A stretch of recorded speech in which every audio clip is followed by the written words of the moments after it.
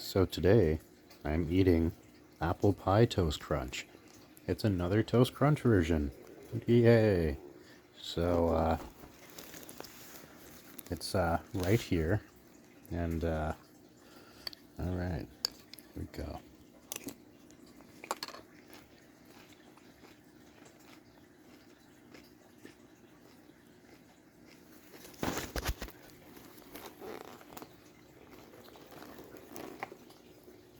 Okay, so it's pretty good.